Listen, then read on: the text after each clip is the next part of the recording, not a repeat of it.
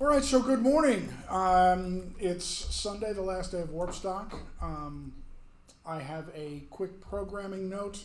The first two sessions are flipped around, so the ArcaOS roadmap will be coming first, followed by the inimitable Mr. Klein at 10 o'clock.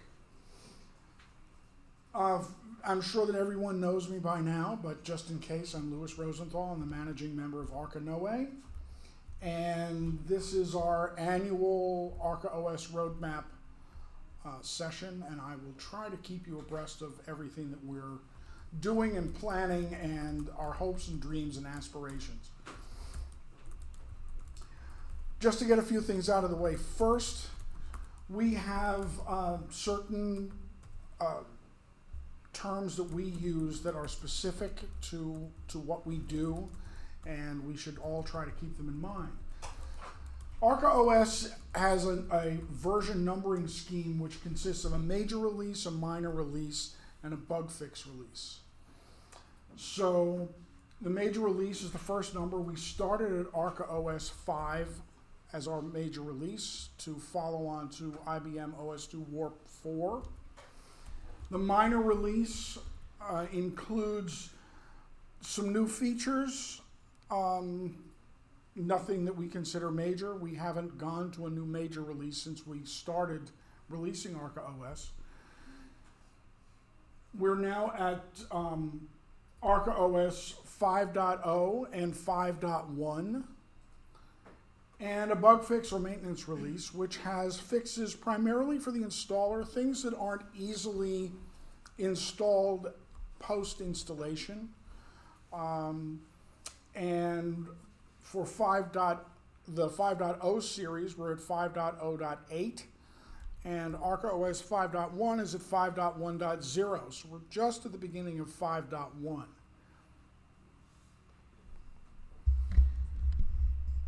So in the near term, as I say, 5.08 is our current release. Although we will do, most likely, future bug fixes for the 5.0 series. We like to backport driver updates into the ISO so that people installing fresh get the latest software when they download it. And we'll probably have a 5.0.9 at some point in the next 6 to 9 months, perhaps. I don't know. I'm just throwing that out. But somewhere along the line, we'll probably have a 5.0.9. 5.1.0 is our current 5.1 release. That's the initial release. And we'll go through a normal release cycle, 5.1.1 to 5.1. Whatever. We have no plans to orphan 5.0 at this point. If you have a 5.0 license and it's working well for you, you can renew your subscription for that. If you're an enterprise customer and you need additional 5.0 licenses, you may order additional 5.0 licenses for that, but you must be an enterprise customer. There are no more 5.0 retail licenses being sold. When 5.2 ultimately makes it to market in the next 10 years perhaps, we'll think about letting the 5.0 support go. But as I say, we have no plans for that now. We have no plans whatsoever. We do not participate in the upgrade treadmill. So when you renew your support and maintenance agreement with for ArcaOS, you're getting just that, support and maintenance. We are not keeping you by tethering you to us for money every year just so you can keep doing the same thing that you're doing. If you never apply any updates and you never need our support, then you are free to let your support go. No hard feelings. And if you want to re-up your support at some point in the future, you can always do a late renewal. And that's just shy of the cost of a new license. On purpose. So 5.1, right now, 5.1.0 was released English only, and everyone said, oh, I thought you were going to have German available in 5.1 and Spanish available in 5.1. They're coming. They weren't ready for the 5.1.0 release, and it was not fair to everyone else to make people wait for those languages before we released 5.1.0. So 5.1.1 is the current version that is in beta right now. And we anticipate those 4 languages, English, of course, German, Spanish, and Russian, when we release 5.1.1. It all depends upon the level of completeness of the localizations as determined by not only us, but by the translator working on the language. And as we know, Alfredo is very particular with the Spanish and may introduce multiple changes 3 days before we're ready to go to release. He's very particular about that. When 5.1.1 is out, we will start to move into the 5.1.2 beta cycle to address issues that may be remaining from that we didn't get to do in 5.1.1, and to get additional languages out. We have other languages that we are in the process of building, such as Italian and Dutch and French and double byte languages, Japanese, Korean, traditional Chinese, and simplified Chinese. Main points for ArcaOS 5.1. So we have UEFI support, as we've discussed this weekend. 5.1.0 is the first version of an OS2-based operating system ever to support UEFI.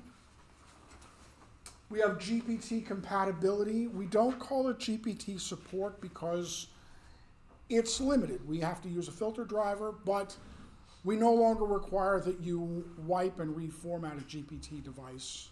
We can install to it. We can boot from it for UEFI. We have vastly improved DOS and WinOS2 support as a result of the UEFI environment, the Arca Noae compatibility software. And as I say, we have several NLVs planned.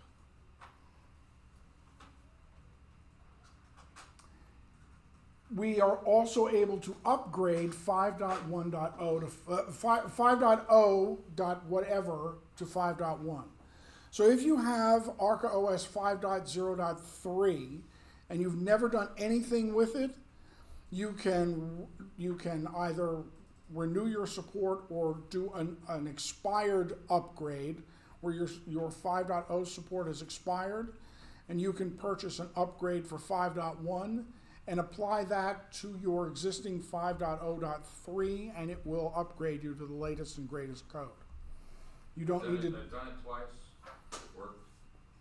We spent a lot of time on that process. It's not entirely bug-free. 5.1.1 fixes a couple remaining things in the upgrade process, but it's really, really smooth. The UEFI solution, as we've discussed, unified extensible firmware interface. It gives us native boot capability, where before, if you had a UEFI system, the only way you could run ArcaOS was in a virtual machine under something else. Now we can do it natively. We're fully multi-boot compliant, obviously. Just add us to a boot manager or use the AN launcher for your boot manager. And ArcaOS itself is the same. And I cannot stress that enough. There are differences in the boot environment, but once you get into ArcaOS, it's the same software. We didn't change IBM's binaries. The only things that we've done with our tools is to make them more aware of the environment, such as the installation volume manager, which is aware of GPT. But we haven't changed anything. It's still OS 2 under the hood. If you don't have an ESP on your disk when you're installing in UEFI mode, for want of a better term, we will create one for you. You have to use the volume manager from the volume selection tool. But other than saying, yes, create an ESP for me, you really don't have to do much else. The UEFI support itself, as we've discussed, again, really frees us from being stuck with older systems that are not UEFI. And the video BIOS that we emulate or complete, depending upon how you look at it, gives us the expected DOS and WinOS 2 environment so that those sessions work again. That's been a problem for many years as we've seen that kind of support dwindle from newer systems. We include certificates for secure boot. The toughest part there is getting them imported into your system, and there is no one-size-fits-all answer for that. Some systems will give you a BIOS utility to be able to import certificates. Some don't. But that is coming. Those tools are coming to be able to do that natively in software from OS 2. ArcaOS, I should say. Martin. Yeah, is the secure boot like happen with the CSM mode? Is secure boot sometimes forced that you cannot turn it off on computers, or? I haven't seen a system where secure boot is forced yet. Okay. Now, there are some Microsoft Surface tablets and some of these Chromebooks where secure boot is simply switched on by default. We may not be a good candidate operating system for installing on that hardware anyway. Okay. Secure boot being the least of our problems. Okay. So I haven't seen any like that myself. But as we've discussed sort of outside of the sessions themselves, when you have secure boot already enabled in a preloaded machine, and things, for instance, like Windows BitLocker have been enabled, turning off secure boot is a little more involved than just turning it off in the BIOS, because you want to be able to boot to the other operating system from Redmond, Washington, and still be able to access your BitLocker encrypted partition. And you can't do that with secure, unless you take steps along the way before you disable secure boot and then re-enable it. But the point is that we have certificates available, and you can add us, and if you know what you're doing with it, you can continue to use secure boot.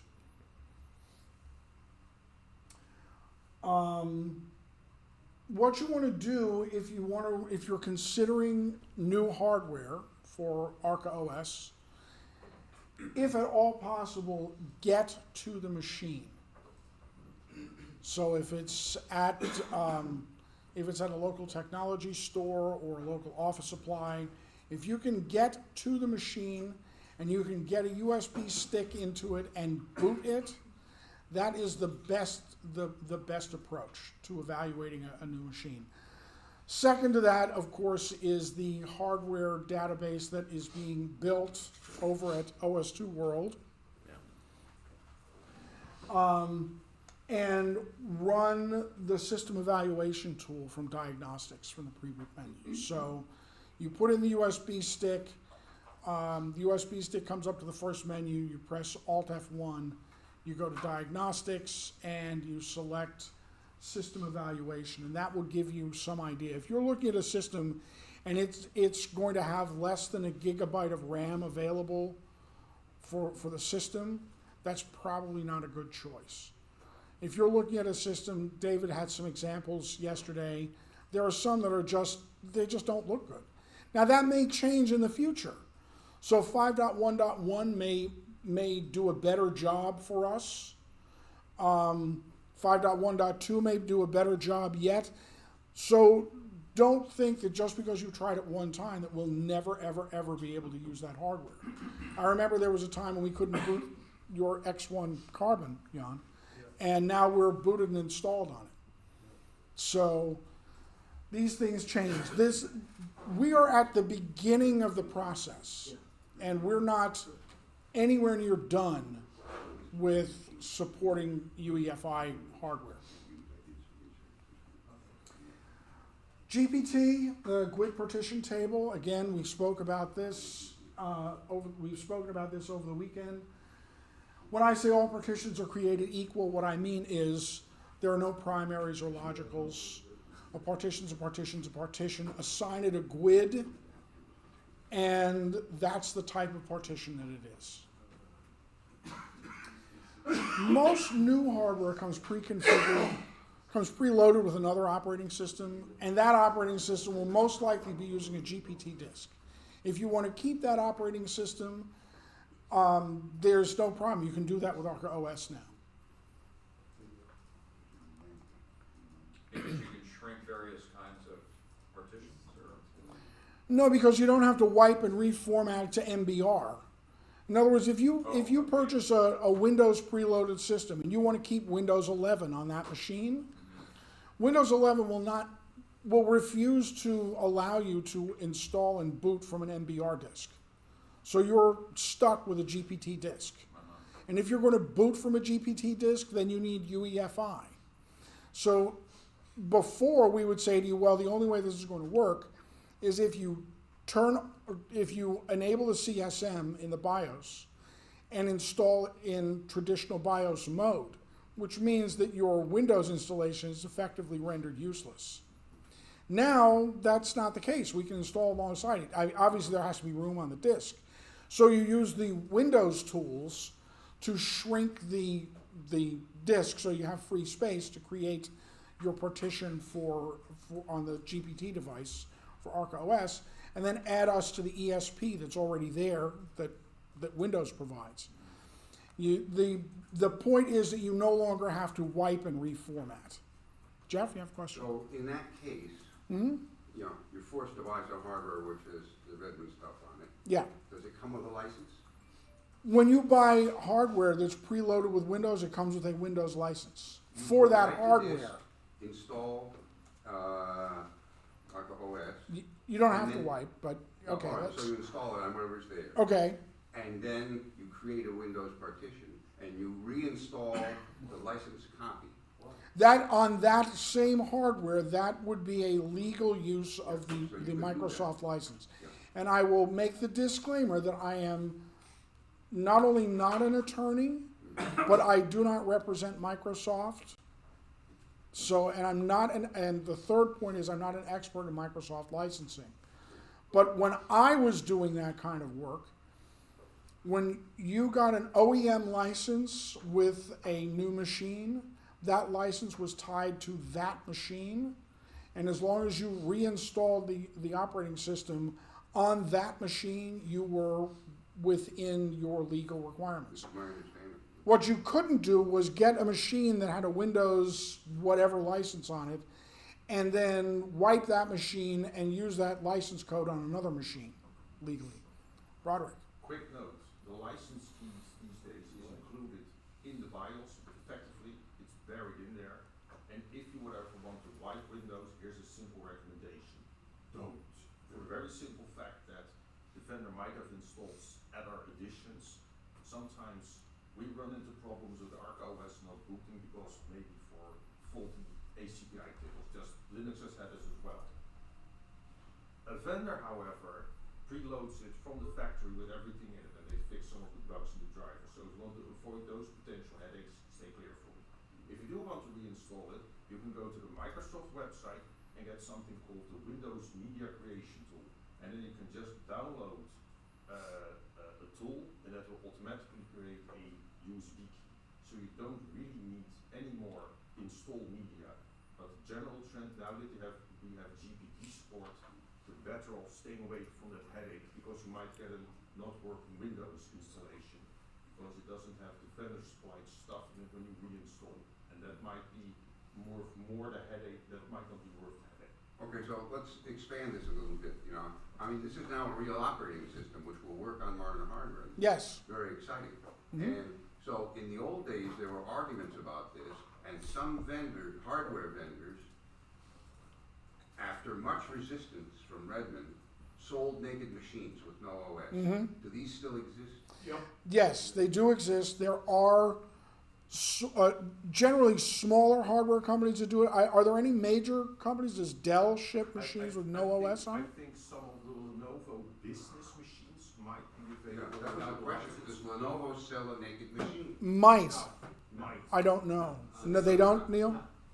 Okay. No, They so- sell them with Linux, Yes.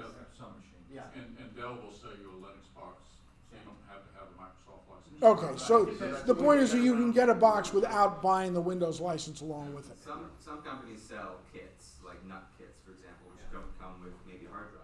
Right, You can right. buy your own. Right. The key thing is a Lenovo box, which Mhm. maybe has Linux installed. That's the answer. If you don't want to fight the Redmond thing and all the things that Roderick talked about, you buy a Lenovo box, Linux pre-installed. And interestingly enough, it may be that model that's got Linux pre-installed on it will be more compatible for us than a box that's sold with Windows on it. No, you don't think so, I Neil? don't think so, and I don't think there's a discount for it either. Right. Well, naturally not. No, I actually think there's a premium for it. Yeah, yeah. Okay, but that's a solution to avoiding the Windows Yeah. That- you- yeah. stuff. You what wanna they make do sure there's no now. Windows license, sure. Glenn, Okay, right. so I just bought a Nook, blank, Mhm. alright, it actually had a stub Windows 11 license on it, but there's no license key on the machine, there's no license key in the BIOS or anything else. Alright, so I Okay. think there's a gray area the way some of the manufacturers are getting some of the resellers. This was a reseller, it was a true Intel Nook.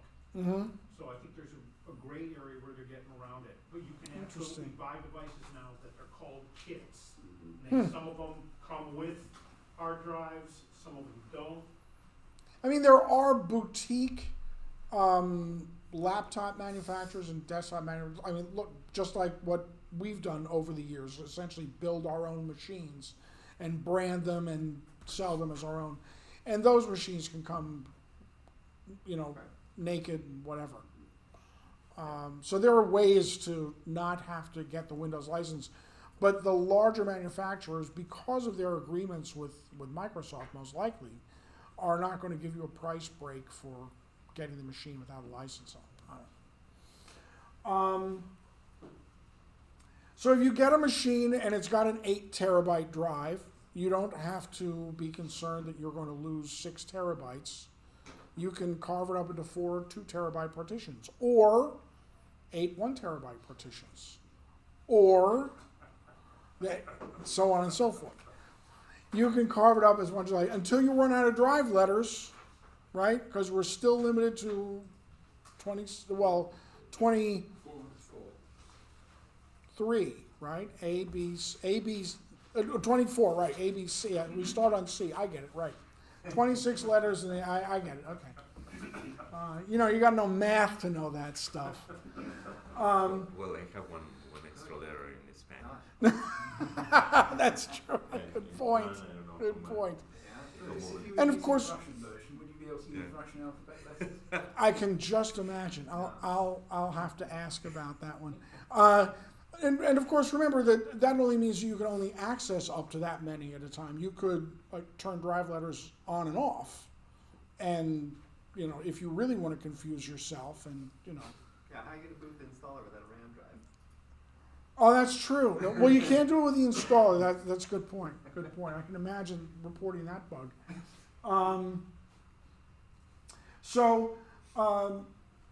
Just because you have a GPT drive in the system doesn't mean that you can't have an MBR drive. So if you install in traditional BIOS mode, you can boot from an MBR disk and put all your data on the GPT disk. Or, conversely, you could, well, I shouldn't say conversely, you could also boot UEFI from an MBR disk, because we don't care. ArcaOS does not care if you're booting UEFI and you want to boot from an MBR disk. No, it makes no difference to us. Flip that around. You're booting from a GPT disk and you have an MBR disk that has data on it that you want to keep using. Well, you can just add that disk to the system and we'll use that alongside the GPT disk. It's not a problem for us. And all of that is fully supported in the ArcaOS installer.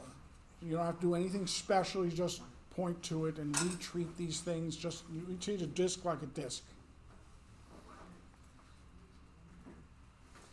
So, what can't you do? As we've said, you cannot boot traditional BIOS from a GPT disk. Doesn't work. And that's not a limitation of ArcaOS. You can't do that under anything that's going to boot UEFI. You need to have an ESP and so on and so forth. Partitions are still limited to 2 terabytes, as we've said. We're not changing that. We have no plans to change that. I'm sorry if 2 terabytes is not large enough for your partition. You'll have to look elsewhere. Partition spanning is not supported, so you can't create 2 adjacent 2 terabyte partitions and span a volume across them. Cannot do that. Because our file systems are limited to 2 terabytes. If the whole thing was under 2 terabytes, with LVM Advanced, couldn't If the whole thing was under 2 terabytes, so in other words, if you had 2 adjacent 1 terabyte partitions, yeah, or could you span a JFS volume between them? Yes, Yeah, you could. so it's sort of supported. Yeah, just don't come to us when they break in the I middle. think it's dumb, but. Please don't remind me. I've been there, done that. There's a potential performance bottleneck imposed by the GPT filter because anytime you go through a filter driver, you're providing a layer of emulation. And every time you go through a layer of emulation, there's the potential for delay. David spoke about this yesterday. Now, obviously, that bottleneck is somewhat mitigated by much faster hardware that we have today.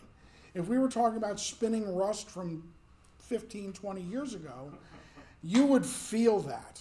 You would really feel that. Depending on what you're doing, you may or may not feel it. It all depends.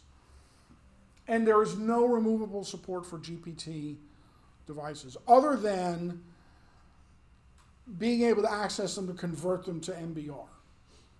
So there is support in USB MSD to recognize a GPT device. The filter driver does not grab it to filter access to it, which means that we can't use it for our purposes for reading and writing. But with our tools, you can then convert that to MBR so that you can use it. What would be such a device? A new large USB stick. They make them formatted in this GPT. I've never heard of it. Yeah, the really big ones. This is GPT. Okay, I've seen it now. I'll come and touch it later. So, being able to access it to convert it to something useful is a necessary thing. So just keep that in mind. I mean, again, people say, well, UEFI it's just the answer to all of our problems. And GPT it's the answer to everything. No, it's just another thing that we can now access. It's, whether it solves a problem for you or not, if it does, that's great. We're very happy to hear that. But it's not our ticket out. It's not our ticket to the 22nd century. I'm glad to be in the 21st century at this point. No more floppies. And by the way, on the wiki, there is a workaround for how to do away with or hide your unused floppy letters. So that when you open your drives object, it doesn't say A, B, C. You can hide those. Just check out the wiki. All the questions you ever need answered in life are in the wiki. So DOS and WinOS 2 support. We have windowed and full screen session support. And that also includes seamless WinOS 2. Everyone familiar with seamless WinOS 2? It starts up a WinOS 2 session when your desktop initializes. So it's always there and always available. We've talked about full screen. Full screen isn't really full screen. Under UEFI, full screen is a window. But you don't know that it's a window because it looks like it's full screen. But it's not stretched corner to corner because that's widescreen modes aren't part of the standard. Multimedia support. So we do plan for full audio support for DOS and WinOS 2 sessions for systems that lack hardware for those sessions. We have something called DT Audio, which routes WinOS 2 audio to UniAud, and that's in beta now. Yes, Roderick? There is actually, if people are interested to play with it, there is out on the Hops, there is an old copy of it. Mm-hmm. So, is it perfect? No, but if you want to have audio on WinOS 2, you can install it. No DOS support, nothing. But And it has certain limitations. It doesn't work for seamless WinOS 2. It works for windowed WinOS 2 sessions on the desktop, and it works for full screen WinOS 2. But if you toggle seamless sessions on, the driver doesn't initialize and it doesn't route the audio. It's not a big deal because, seamless was more of a big deal, again, 20 years ago when hard drives were spinning Rust and it took a while to get the WinOS 2 environment up and running. But now, who really cares? I mean, stars, and we're not playing screensavers.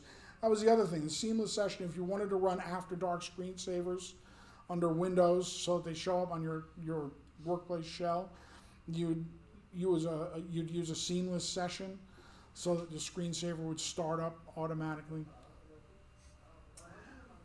For DOS sessions, we'll require that virtual Sound Blaster device driver that we don't have yet.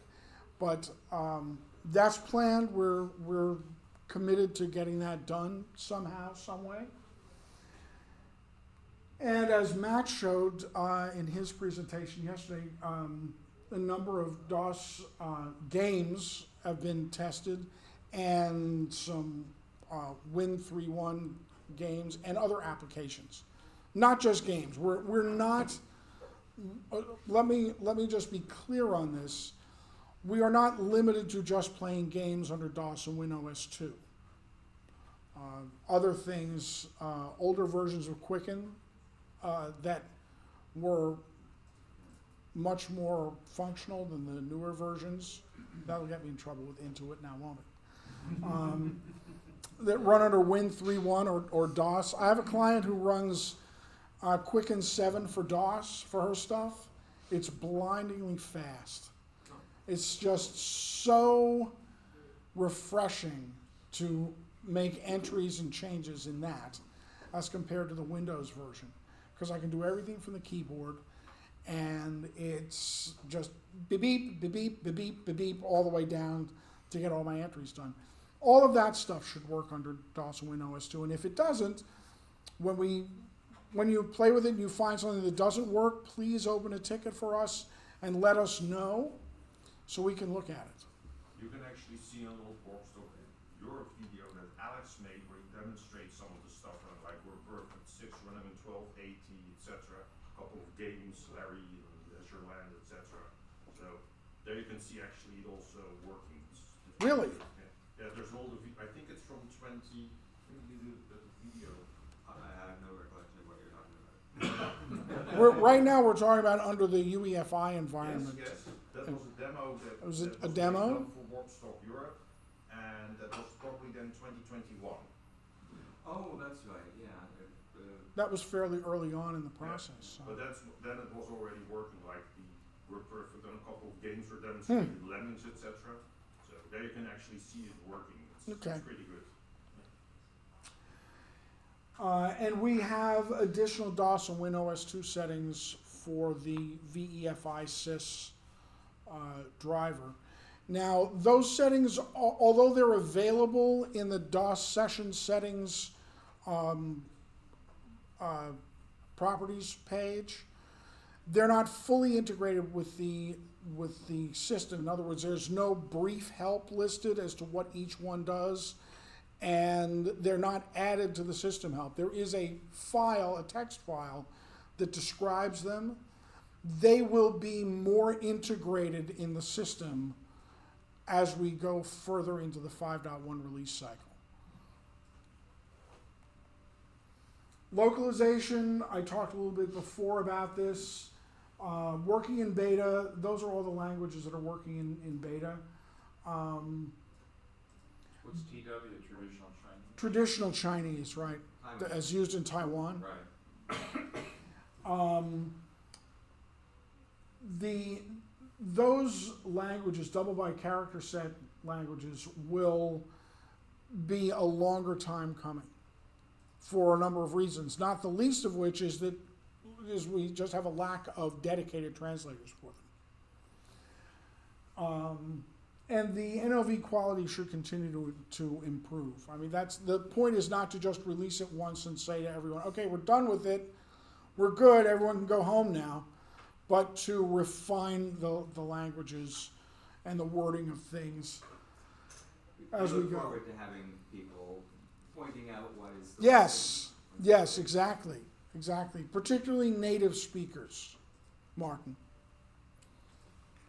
And I'm not talking about the German version.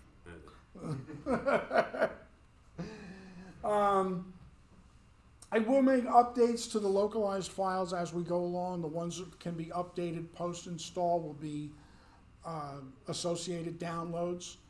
And the ones that need to be done with an install will be in the next bug fix release. So upgrading to 5.1, it works similarly to a 5.0 update.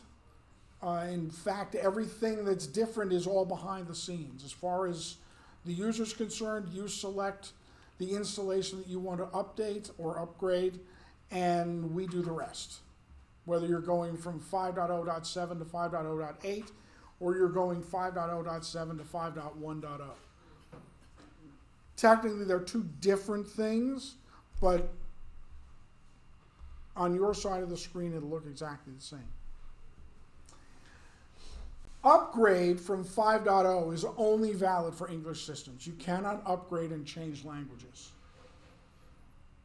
That's a very important point to remember. So, perhaps not to this group in here, but online we have native German speakers who are eagerly awaiting the German ArcaOS, and some of them have upgraded to the English 5.1.0. They will need to reinstall 5.1.0, as they would have needed to reinstall 5.1.0 if they were upgrading from 5.0 whatever, because that was English only. So anytime you change languages, you must install the operating system fresh.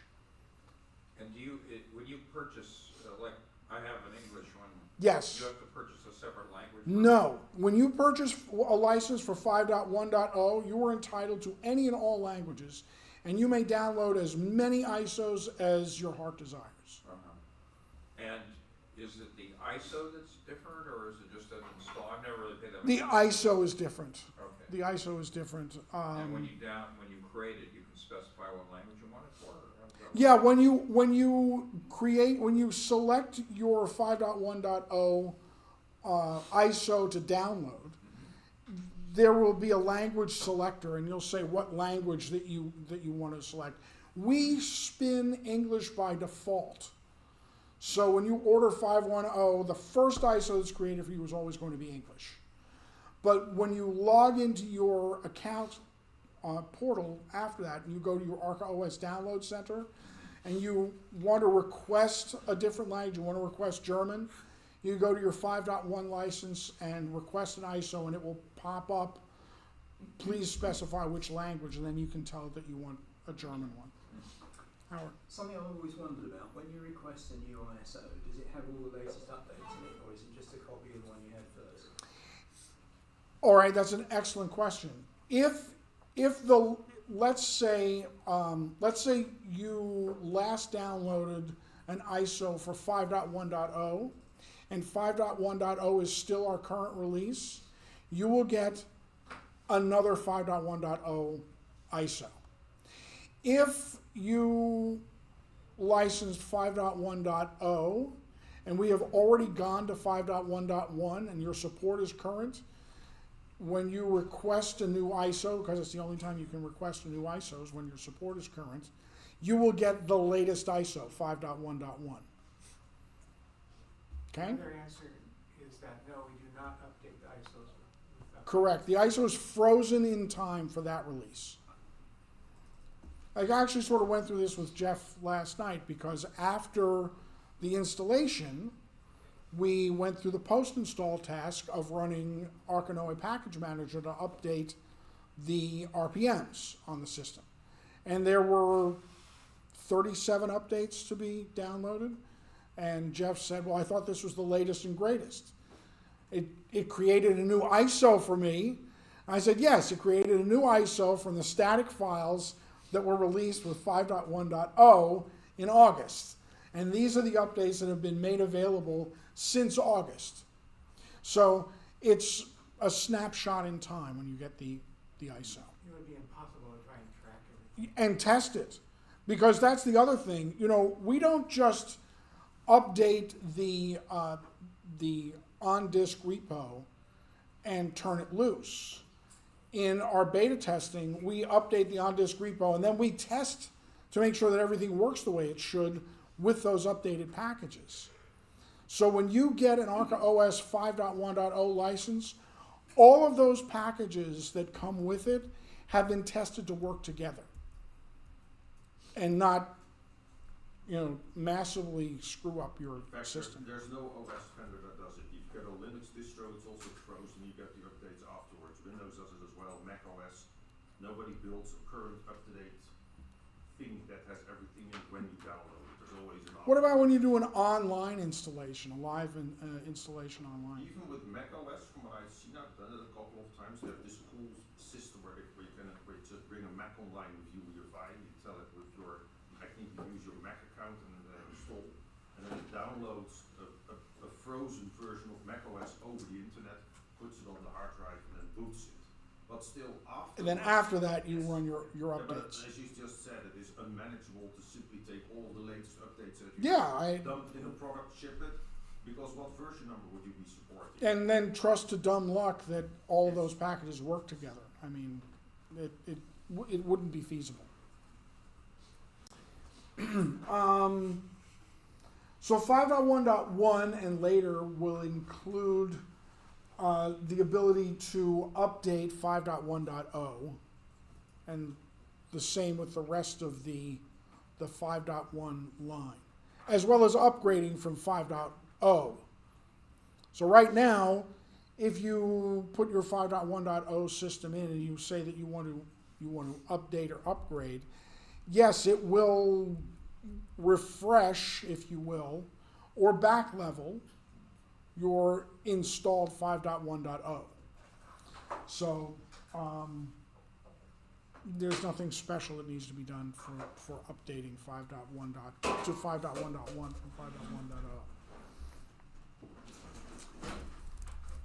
5.1.0. Other things that we put into 5.1, you can now select your platform, Pentium 4 or i6-86.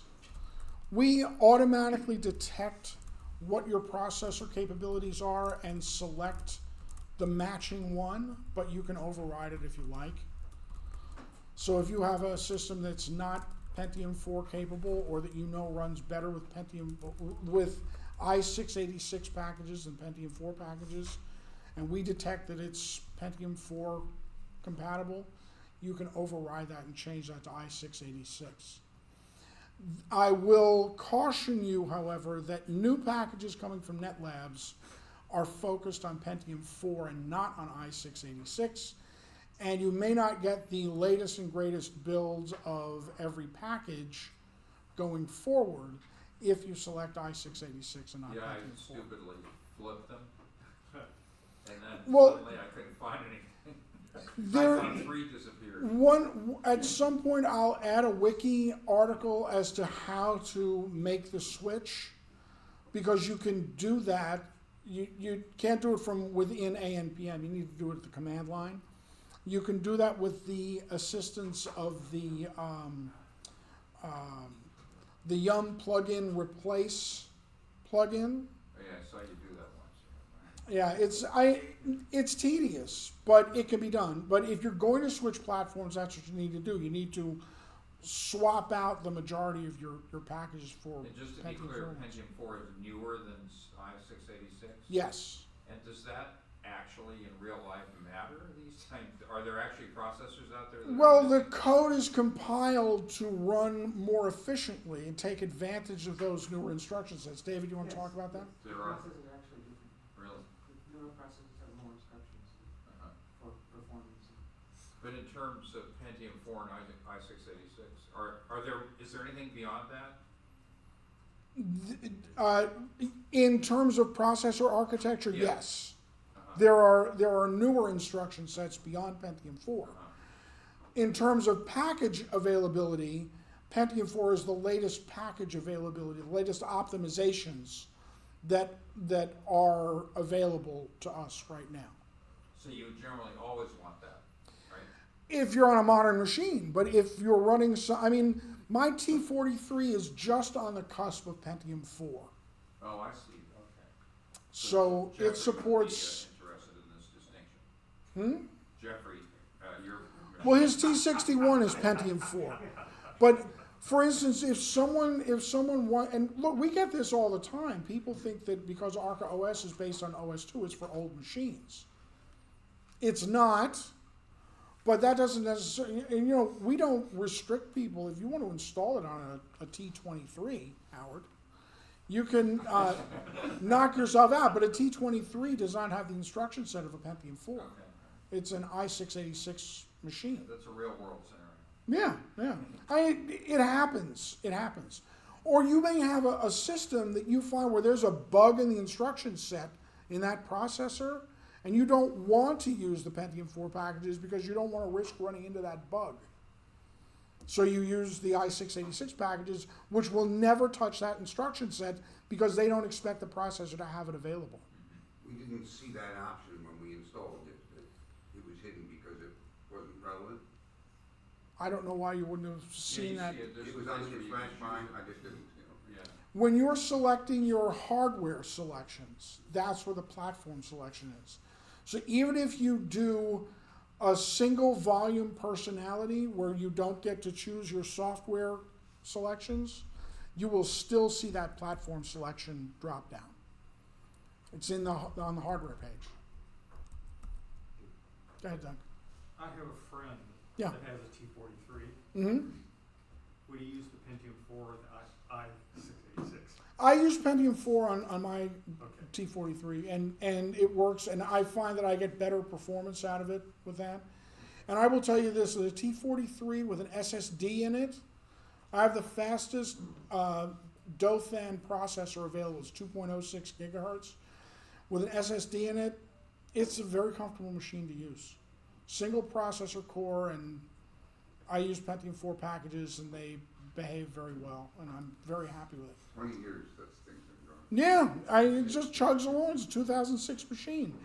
It just eats up fans like there's no tomorrow. They had a Pentium 3, I think they called it Pentium 3 chip in it, Jeffrey Mobile. So it actually had, I think, the entire Pentium 4 instruction set in it, even though it was a Pentium 3, because they were going off the Pentium 3 to get a little better power usage. Yeah. But it has Pentium 4 instruction set. Yeah. How am I doing on time? 10 minutes.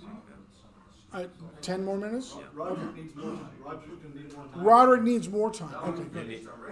Are you? Okay. You have 30 minutes. So we have an updated Samba 4 client. You'll notice that the Samba 4 package version says 4.11.5 Arca Noae in it.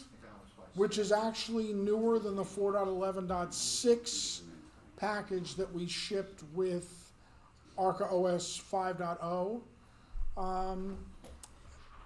It's a long-term support build from Ubuntu, I think, not Fedora. We will be switching away from that and going back to the mainstream from the long-term support, because that apparently, the long-term support project was abandoned or something. But I know, don't.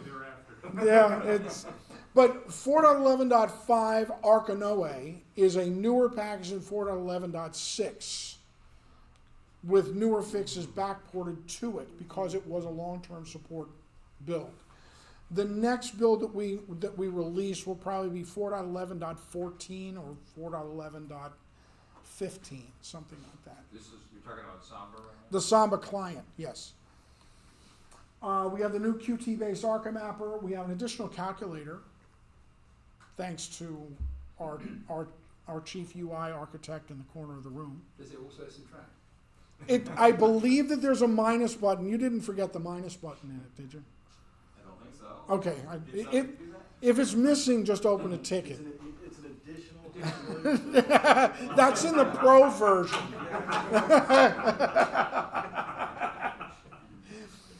We have a screen capture utility called Gotcha that is it's included and available even during the installation phase. So if you run into something that looks really odd when you're going through your installation selections, you can press the print screen key to create a screenshot for us. What a clever idea. You don't have to have your camera out. And much as we dislike getting pictures on tickets, sometimes a picture is worth 1,000 words, because someone may just not be able to get the point across as to what he's seeing in the installer. I went to the volume selection page and I saw T. You saw T what? T where? What is that? The T-Rex? I have no idea. So you can take a picture and upload a PNG to us. Please, PNG. Don't make it a bitmap. Or a bitmap inside a Word document. Bitmap inside a Word document. Yes, yes. Believe me, we get it all. We get it It would all. be worse, an Outlook message file. Yes. Thank you. Thank you. Windmail.dat. Thank you. Just a PNG. And we have Qt5 runtime packages in the system, and you can select in the software selector. You can select whether you want Qt5 in addition to Qt4. Does Doobie or Double or whatever it is? Double is not shipped with ArcaOS, and the reason for that is we are very reluctant to ship anything that's not a finished, stable product with ArcaOS. If you want to get the latest Double, you can get that from several sources. The fellow who is really on top of the Double development stuff is sitting right behind you, and he will give you one of those 7,500 links for downloading the latest build. Dave Yo is building Double, and Greg builds Double, and Paul builds Double. So thankfully, we have more than just one person making builds available. All the same Double? Sometimes they overlap. We have both the QT5 and QT6. Okay. Paul builds the QT6 one. Right, Paul builds a QT6 one, and And QT6 isn't particularly stable. Okay. How long does it take you to build? But we one? had to see into the future. Like he was talking about 30 hours. QT6. Oh, an hour. For Duke. Really small. It's all on top of QT. No, QT is doing all. yeah, the Qt WebKit, what used to be Qt WebKit, does all of the heavy lifting in the background. It's sort of like the Gecko rendering engine under Firefox and SeaMonkey. That's what really does the heavy lifting. Yeah, that's it. So in 5.1, planned features, I finally get to the roadmap, right? So we want to update the Samba server to Samba 4. The biggest holdup with making that switch has not been lack of packages. We actually have a Samba 4 server package. It's GUI tools for it. And whether we want to continue using the simple Samba configuration center or something else to manage your users and shares. There are plans for a new rewritten printer manager that will sort of unify traditional print object creation and cups printer creation in one utility, and manage your drivers for you in one place. New desktop notebook background page. Okay, so there are some weird things with the desktop properties notebook. When you go to the background page, there's an old Warp 4 something bug that will double up entries. So if you've got JPEGs, you'll get two listings for the same image in there. That was actually fixed somewhere along the line. Warp 4 Spanish, I think, had a fixed desktop properties notebook. But we want to also allow for some additional features like automatic background changes at timed intervals and things like that. What happened to that orange one? There used to be a kind of a flame, it was like orange flame. That was an ECS desktop Oh, so background. you don't, but that was a nice one. It was a nice one, but a lot of times people will say, well, when you took over ECS from, no, we didn't take over ECS, right? ECS is a different product. It's not our stuff. And is that proprietary? Yeah, as far as I know, that image was proprietary. It's not open source. Well, actually, did Alex not make these back? I think Alex made the background. And Alex conveniently just left the room. He doesn't want to take the blame. By the way, and we've also, it's not listed on the slide here for 5.1, but we've rearranged the desktop wallpapers in the way they're shown. We've arranged them by desktop size, or I should say desktop geometry. So to make it a little bit easier. And there are some great photos of Jan's in there too.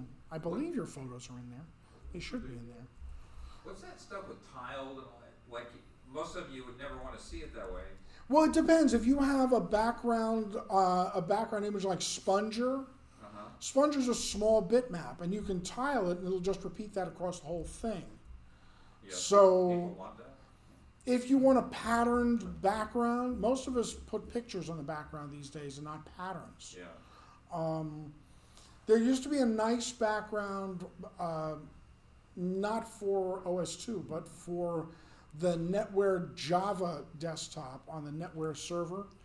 No NetWare server admin really liked the GUI running on a NetWare server, but they had a nice background. It was called Rice Paper. And it was a tiled background. It was actually a very small image, but repeated all the way across the screen, up and down. So it looked seamless, just like if you were to hang wallpaper that had a pattern on it. And if the guy hanging it actually aligned it properly, it would look seamless. Okay. Yeah, we wouldn't remove any of that stuff from the desktop properties page.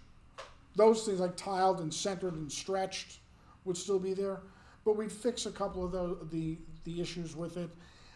We would make it aware of other image types that we can display.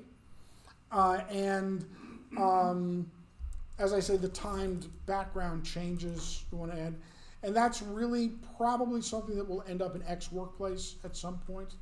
That's when Rich and I talked about it last, that's where we left off. That it And would you're gonna probably have, go do you into. like what you see, and then when you log in? A preview thing, yeah, would be nice. Yeah, exactly. Improvements to the hardware manager, perhaps. Make it a little bit more informative and useful. Newer Java runtime, that's really on my wish list. You know, at one time, we were using Java 6 and Java 8 was in development, and now we're at Java 14 or 16 or something. Glenn? So, careful note about Java. If you are a business, it is no longer free. Did you know that? Even Open No. JDK? Open source, different issue. That's the one I'm talking about. Okay, open source, and there are a variety of open source. Yes. Javas. Careful with those two, because. Yeah, it would be a port of Open JDK. Yeah, Yeah. yeah, but yeah, do not use the real Java. If you We wanna- currently Just the one for lack, Oracle. we currently lack a developer to port the latest Open JDK for us, but it's still on the map. It's still something that we want to do. Speaking of Java, I use DB2 and it depends on those older Javas. Mm-hmm. And what's the deal with that? Do you actually make one available? You can or- install them. Java 1.1. Alex, is it 1.2 that comes with IBM's 1.2 that comes with ArcaOS? That'd be 1.1.2? 1.1.8. 1.1.8, right? Oh. 1.1.8. We also, I believe, no, I don't think we ship 1.3 anymore, do we? No, we ship 1.1.8 and 1.6.0. Yes, that's right. Yeah, those are We the two installed Javas. I think we installed 1.1.8 by default, and then there's. 8 is always installed. Yeah, Period. and there's a special reference script that I think TCP/IP2 needs it actually. There are several things that need it. Yeah. And in fact, TCP/IP, IBM TCP/IP applications will not install if it is not present. Yeah, it's just, there's no way to effectively remove Speaking it. of DB2, there's something I can never remember, which is when you apply a fixed pack on DB2, that thing that for lock files, The locked file device driver. there's something with the order of the file system lines that screws it up. Oh, it's very simple. The locked file driver gets put in front of the IFS statement, and then the driver can't access the update. So you manually need to go in the config system, put them behind under your IFS. But I thought it was the order of the JFS and HPFS files. That's what I've done usually. No. So It what shouldn't order be should the order of JFS and IFS, but those IFSs should come above. Okay. I always The thought it was locked the file order of device file driver. systems. Okay. And then the LAN, whatever it is, the locked file device or thing should come after. Yeah. Okay. Andrei Vasilkin, OS2 Digi, has done a VNC server and VNC viewer that's based on Ultra VNC that performs much better than the PM VNC that we've been using. And it also includes chat support and shared clipboard support and file transfer support. So look for that to be included in ArcaOS at some point in the 5.1 release cycle. Improved iNet config settings. This is a real moving target because remember that the basic network tuning in ArcaOS is inherited from Warp 4, and it dates back to the 1990s when we were using dial-up, and perhaps if you had a business, you had a T1 line with a whole 1.44 megabits per second of throughput. It's just not very well tuned for today's LANs or internet access. So look for those settings to be improved, those baseline settings to be improved. And what we want to do is we want to add a unified installer for Squid Proxy and Privoxy to anonymize your browsing online, and a tool for managing those things. I use a chained Squid and Privoxy setup myself, and many people over the years have asked me to write a cookbook as to how my system fits together. And now that I have to recreate everything on the T590, I'll probably take some notes and remind myself how I did it in the first place. But it works really well. And one of the interesting things about using Squid is that I often forget. Some people say, I can't open that in CMonkey on OS2, I can't open that in Firefox on OS2, and I have no problem opening it because I proxy through Squid. And Squid handles the HTTPS negotiation for me and a whole bunch of other stuff that might cause the browser to otherwise crash. Squid does that ahead of time, and I get the end result of the page rendering. So it just makes a lot of things easier. And as I say, it anonymizes my connection on the internet. So we want to be able to include that as an option for people if they want to set that up. Including, and Squid would also be a system-wide proxy. So everything, even your FTP connections, would go through Squid and anonymize and enhance your performance and anonymize your connections. When available, multi-Mac WLAN drivers, but it's a big project, a very big project. Perhaps on par with USB 3. Would you say that, David? Say it's worse than USB. Worse, yeah. I mean, people say, well, how hard could it be? I mean, you already have wired network drivers. I said, right. So when was the last time you were on a wired connection and you had to be concerned about your SSID, your channel, your authentication? I mean, it's just a very, very involved project. Roderick. Maybe it's just good to remind everybody that we, especially Dave, that simply had nothing of bad luck. I mean, we could have had wireless drivers years ago, but then just when you were getting pretty close, the Linux guys overhauled all of those kernel stuff, and you then had to switch effectively to FreeBSD. And I seem to recall at that time, you were pretty far along the track with wireless on Linux. I think a lot of people have forgotten that whole venture. And then you started on FreeBSD, and then FreeBSD made changes. You were at a point that you could recompile a FreeBSD driver with a press of a button, but now I understand it's more work. So there's a lot of headwind, it's cycling uphill and headwind. A lot of people have forgotten that all that stuff has happened. We could have already had it 5 years ago probably if Linux hadn't changed it. It's not a condemnation of Linux, but I think it's important that people remember that. It's really sad, but that's how life goes. Let's just say that there are a number of reasons why it's taking a while to get those wireless drivers. But the important thing to also remember is that we have a workaround, and that is a travel router these days. And the modern travel routers, you don't even need an external power supply. They run off USB, and they're so much more capable than a built-in Wi-Fi. And they provide a hardware firewall. So, why wouldn't you? Why wouldn't you? Because it's an extra thing that you need to lug around with you. I get it. I get it. And 2/3 of laptops. No Ethernet port. Yeah, 3/4 of modern laptops don't have Ethernet ports. But we have USB Ethernet dongle support for two very popular chipsets, thanks to David, the MOS chip and the A6 chip. So if you don't have an RJ45 jack on your latest and greatest Chromebook, you can get one of these USB Ethernet dongles and plug that in, and we can bind to it, and we can run you connect your RJ45 cable to the end of the dongle and go into your travel router, and off you go.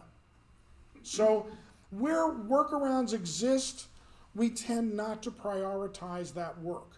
Where there are no workarounds, that's the stuff that we really need to focus our attention on getting So the done. USB to Ethernet stuff, that's something that you download. How do you get that? If you have the latest USB stack, as you do, you have those drivers. And how would we find out what are the hardware on things that Wiki page. Go to the wiki wiki? Okay. and look up go to the USB stack, and when you're on the USB page, each portion of the stack has a link to the README for that component. And if you go to the README for one of the Ethernet chips, you'll see not only what chip numbers, but what manufacturers generally have used those chips. Right. Was that driver properly announced? Because it also hit me like a bucket of water. I thought that we properly announced it when we included it with the USB stack. This driver a long time ago. Me too. Maybe I should do a blog I post don't about it remember looking. and remind people. Yeah, I had no idea. I look. It maybe because it was released as part of a USB stack update, and it wasn't a standalone release. Right, Okay, maybe. and it would have been shown in the little blurb about the. Yeah. USB. Yeah. You know the part that Yeah. people never read? Yeah, Yeah, it was in there. USB 3, okay. You only read USB 3, okay, I get it. Put the blink attribute on it, right? You know, Exactly. rolling thing. Yeah. So yeah, there are workarounds even for laptops that lack RJ45 ports. And again, that was one of those things. Specifically, it's another example of where we knew there was no other workaround. We prioritized that work, and we said to David, "Look, we've got a bunch of machines coming out that don't have RJ45 ports, and Wi-Fi is still some distance away. What can we do to get those things connected?" Well, one of the things that we could do was USB Ethernet. And then it was a matter of, well, what are the popular chips? And the first one was the MOS chip, which was used by a number of dongles. And then later on, the A6 chip was used by a number of dongles. And that's a fairly current one. Roderick. Is it an idea to maybe mention that on the hardware compatibility list, put a link to your laptop has no Ethernet connection, here's the link to it. That might be an interesting thing to put on the hardware compatibility list more. A link there, or also on the ArcaOS site, because it's documented in the wiki, but when you go through your hardware compatibility, you might indeed buy a newer laptop, and you go like, well, it has no Ethernet, but if you know that the USB driver exists, that's one of the stumbling blocks. So in other words, what you're saying is we should have a reverse lookup, not which driver works on which hardware, but which hardware do we have a driver to drive. I have that on the wiki. Okay, well that's in the wiki. I try to have that Not our on the wiki. OS2 World wiki. The OS2 World wiki. We try not to promote one hardware vendor over another on the Arca Noae site, because it's really not our place to do that, other than to give people specific guidelines as to look for quality hardware. The Qt5 based browser we were talking about before, Drupal, which is, I shouldn't even say Qt5 anymore, because it may be Qt6 by the time it gets stabilized. DT Audio I talked about before, the virtual sound blaster. And later we'd like to have a retro gaming release, which is really not a new edition of ArcaOS, but it will be a release of 5.1. something that we can say is finally ready for retro gaming. It's got sound in it, joystick support in it. And joystick support, by the way, is a little more complicated than you might think because of the timing of the devices and using analog joysticks versus USB joysticks. It's like what you never thought would be a thing is a thing. Roderick, were you putting your hand up to make a comment? No, okay. I'll just blow through this really, really quickly. I touched on it before. So update versus upgrade. So updates are always included with support and maintenance subscriptions. You keep your support and maintenance subscription current. You're entitled to download the latest ISO that we've released and the latest updates for your version, your major and minor version of ArcaOS. So if you have a 5.0 subscription and you renew that, and you've not upgraded to 5.1, you will be entitled to the latest 5.0 ISO and updates that we have released for 5.0. Features that were released in 5.1 and not backported to 5.0 will not be available to you. So keep that in mind. If there's something new in 5.1 that you would like, and even though 5.0.8 is working fine for you, but you'd like those new software features, then upgrading is a viable thing for you to do. Even if you're not changing your hardware and you don't need the UEFI support or anything like that, there may be other elements in 5.1 that weren't in 5.0 that will be supported in 5.1. And you cannot get a 5.1 subscription without a 5.1 license. Your subscription renewal must match the license that you have. Some people want to have both, and they get a second license for 5.1. I'm not advertising you should get a second license for 5.1. I mean, it's entirely up to you. But some people decide that they want to have they want to have a 5.0 and a 5.1 subscription. So they keep them both current. An upgrade from 5.0 to 5.1 is a new purchase. You're not entitled to a 5.1 upgrade just because you have support and maintenance for 5.0. You're entitled to a steep discount on your 5.1 upgrade if your support and maintenance is current for your 5.0 license. And you're entitled to a lesser discount if you have a 5.0 license but your support has lapsed. You still get a discount on the upgrade. The only time you can get an upgrade is if you have at some point in the past purchased a 5.0 license. So if you have Warp 4 or you have Ecom Station, you do not qualify for an upgrade. 5.1 is a new operating system license. Updates for 5.0 are going to continue to be made available. You'll be able to renew your 5.0 support. We have absolutely, positively no plans to pull the rug out from anyone, force anyone to upgrade, or anything else like that. That is not our business paradigm. And updates for 5.1, as I say, are unique to 5.1. So 5.1 features will only be available in the 5.1 support and maintenance subscription.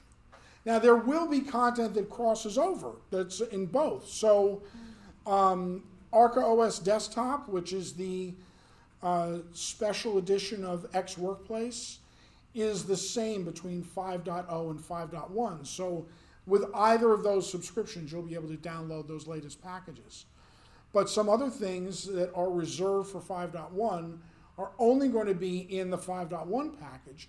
And if, for example, we fix a bug in the old Arca mapper, that would only be made available to 5.0 support and maintenance subscribers, not 5.1, because the old Arca mapper is not part of 5.1. It's not relevant. Any questions on any of this? Martin, go ahead. Nathan Woodruff. Hi, Nathan. He asked if there is support for BHD virtual hard drive supports to be mounted on ArcaOS. Virtual hard drive support. Yeah, .bhd files. Yeah. .vhd file to mount a VHD. Doesn't DFC doesn't support VHD images? Yeah, but not transparently, not like an IFS or something. Yeah. You can view them, but you cannot really mount them. What would work well for that would be a NetDrive plugin, and I'm not aware that one has been written for it. It's certainly not something in our plan. Any other questions from the internet? If there's going to be a French version. Yes, there will be a French version. French is in beta, and I need to poke my good friend Guillaume to spend a little bit more time with it. It's not on par, I don't think, with German or Spanish or Russian at this point, or perhaps even Italian. But it is in there, and we do have a translator for it. The toughest languages are the ones where we don't have a translator. So, True. Yeah, I mean, any other questions from the IRC crowd? Everyone's an expert on 5.1 and where we're going with 5.1 and what we're doing with 5.1. Everyone's an expert now. Good. So we won't get any more questions in the sales box. Okay. my presentation will do a written exam then, you know? Exactly. Well, I can comment a little bit on the USB stuff that people may not know about. Sure, go ahead, It David. looks like I did forget to put the new A6 driver in the last USB announcement. It is new, by the way. It is brand new. It's only been available a few months. Really, is it? Yeah, A6 one is brand new. I guess we were in beta for a while on the last release. Yeah, we were. Is that for gigabit support, that A6? No, the A6 one is for, well, it has a list of chips it supports on the wiki. Some of those might be gigabit chips, some of them might not. It just happens to be on the protocol that the chip uses. I have requests to build another driver for the newer chips, which I suppose I can work on sometime or another. But there's also another driver that is new since 12.14 was released, and that's the USB SER driver. I recreated that and updated it to the modern USB stack. That's for the old style USB to serial converters. We had a customer who needed that, so I built it. USB to Serial. Okay. There's USB COM, which supports the PL2303 type devices and similar things like that. And then there's a USB SER device for serial ports that support the other style of serial ports. Okay.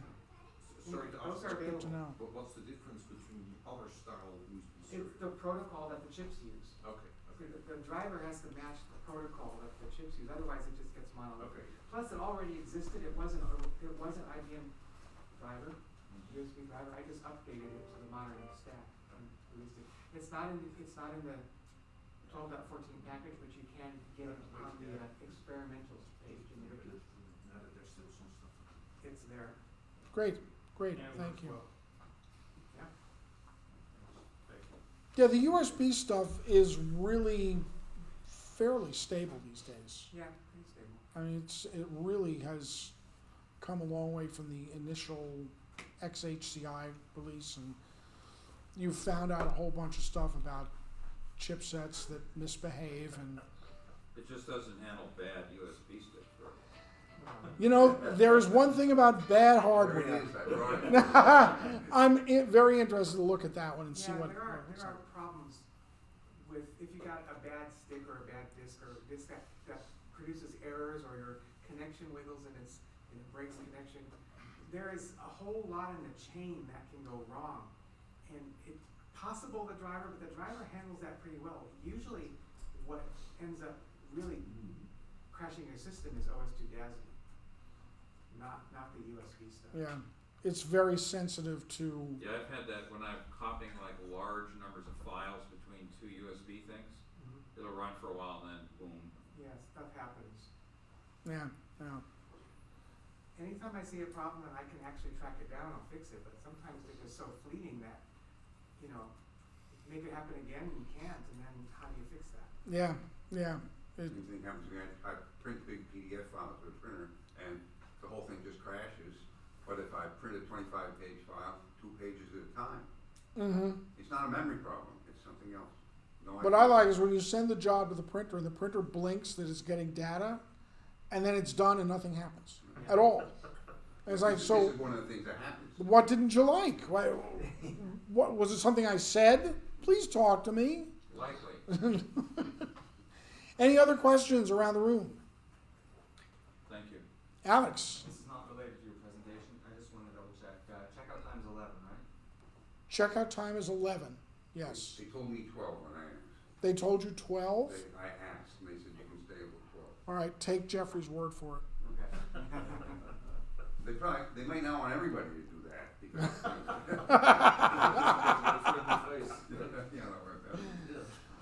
All right, that's what I have for you this year.